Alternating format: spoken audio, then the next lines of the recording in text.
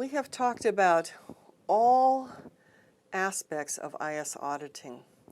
We've talked about governance and what it means to audit, all the networking, security, and functionality. We've talked about SDLC and processes. Let's talk now about business continuity and disaster recovery. Any network administrator, any system administrator, any IS manager worth anything will put some thought into disaster recovery. And the disasters can be simple or they can be really terrible. So let's talk about how we have to evaluate the adequacy of backups and restores, and also evaluate the business continuity plan and the disaster recovery plan.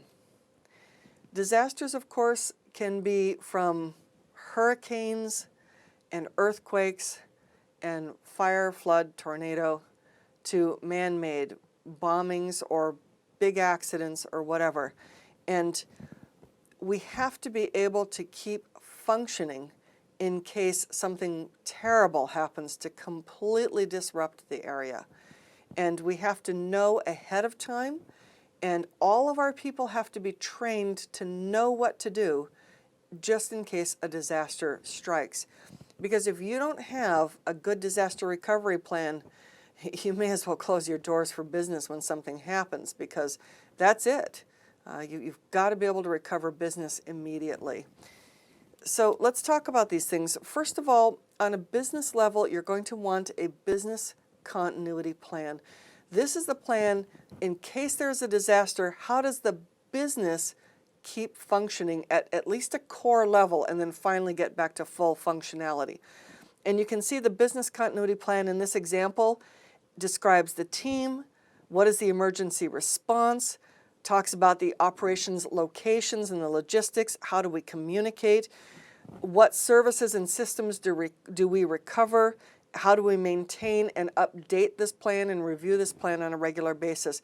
So we want to be able to recover the business functionality.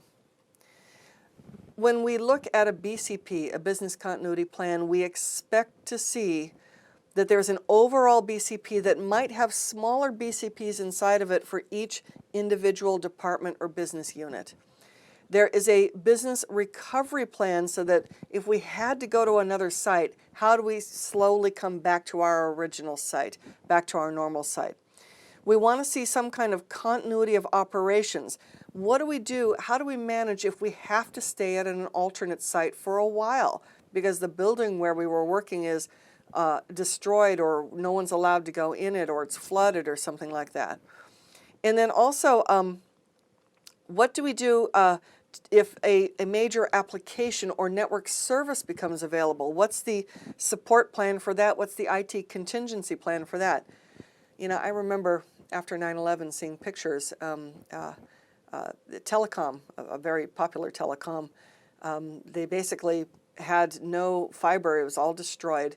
And so out of a hotel, there was a great picture in a magazine, out of a hotel window they had thrown fiber optic cable several floors down to the ground, just to the sidewalk, and that was their temporary sort of switching area there. They had actually just had fiber optic cable running on the ground, going up the side of the building to a hotel window. I thought that was absolutely beautiful. Also, when we're in the middle of a crisis, what's the communication plan? If we're in the middle of some disaster, you don't let the receptionist or the janitor talk to the media. You have a public relations officer, probably the CEO, who is responsible for all communications to the press and the media and to other agencies. Also, if we have a cyber incident, how do we detect and respond to security incidents, and how do we contain them? I expect to see the disaster recovery plan, the DRP. The DRP is part of the BCP. It's basically, how does IT get back on track? Or how does IT at least keep certain functions and services and applications running and available? And then the occupant emergency plan, and this is so important, this is so critical, and it's something you're expected to know. When there is a disaster, when there is an emergency, what do you do to first and foremost minimize casualties and protect against loss of life. And that's always your first priority. Now, I, of course, have known crazy system administrators who, when fire breaks out, they run back in the server room to grab backup tapes. Bless them. Maybe not very wise, but if they got away with it, the business blesses them. Of course, though, they should never have had to have done that. They should have had off-site backups, or at least go home in somebody's briefcase if it's a small company. So we expect as an IS auditor to see these components in the overall BCP, the Business Continuity Plan. Now here is an example of a disaster recovery plan. This is the IT part of the BCP. So we're protecting people and resources. What are we protecting? What's our immediate disaster response? Who is the team? What's the disaster recovery team? Who's responsible? So I see the Chief Operations Officer. I probably expect to see a CIO in here. And basically, in this case, we've got also people, the Director of a Physical Plant, as well as a VP of HR and the Director of IS, which I expect. What are the steps to the recovery? And then there will be an appendix showing exact steps. And what's the inventory that we are of resources that we're protecting? So we expect to see the DRP as part of the BCP. One of the most critical things you can do as a system administrator and as an IS auditor, I expect to see are backups that are done regularly in accordance with whatever the business feels it needs, that are stored properly, and the tapes rotated if you're using tape. And some regulations require backups to be kept for X number of years. It's important perhaps to know the difference between the types of backups. When you do a full backup, you back up everything, whatever it is you're picking. You do a full copy of whatever it is that you're backing up, a whole C drive, a whole server, particular folders, whatever. It's a complete copy. And when you have that full backup, it's a copy, but it's a copy where there's like, in the backup, there's a little flag called the archive flag, and it's been basically reset. A differential is, since the full backup, all of everything that has changed, but we actually don't reset the archive flag. So I have a full backup on Sunday, and then I add, so I have a full backup on Sunday, and then on Monday I add what's different. Now I have an archive marker here, an archive flag set here. On Tuesday I add what's different. Tuesday actually includes, in a differential, Monday and Tuesday. It's all the changes since this full. Wednesday, it's all the changes since this full. So the differentials, they get bigger and bigger and bigger because they include all the days before to when the archive flag was set. The nice thing about the differentials is if we have to restore, all we need are the original, full, and the latest, and that has everything. Now the thing is that with differentials, while the restore process is quicker, the backup process gets longer and longer and longer as the week goes by. So you have another option. You have the incremental. I have a full backup Sunday. On Monday, I have the changes since Sunday, and I reset the archive flag. On Tuesday, I have the changes since Monday, and I reset it.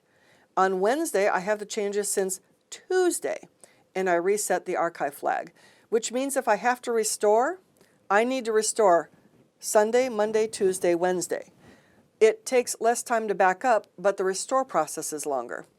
Which is better for you? That's totally up to you. You have to decide, is it more critical to have a shorter backup time or a shorter restore time? And if you've got loads and loads of data, you might only back up certain parts of things and back up a little bit here and back up a little bit there. There's a whole management system to that. So you have to decide how you're backing up, but no matter how you do it, you need to make sure that the backups are good, and you should do test restores periodically. Now, in addition to that, if you are a financial firm, then you're probably, in some cases, doing constant, continuous online backups. There are some businesses that they can't afford to lose a second's worth of data, and because that, 1 second is X number of transactions. Like, if you're a huge financial firm, you have like 1 trillion transactions a night, if you've got a global network of ATMs. So you can't afford to lose anything. And so instead, you'll have your big mainframes and your big databases and whatever constantly shipping logs and backing up constantly to another location, and so we have a continuous backup. How much do you back up? Well, you have to ask the question, how much data can you afford to lose? Well, then everybody will say, oh, I can't afford to lose 1 second of data. Okay, now let's look at the cost. And then people realize, they go, oh, okay, well, we can back up it, once a night. As an IS auditor, no matter what the backup plan is, I need to see it.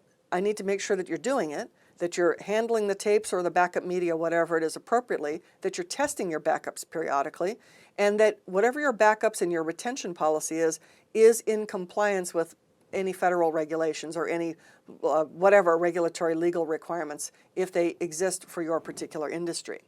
So that's the concept behind backing up in storage. Next thing we're going to talk about is something called fault tolerance.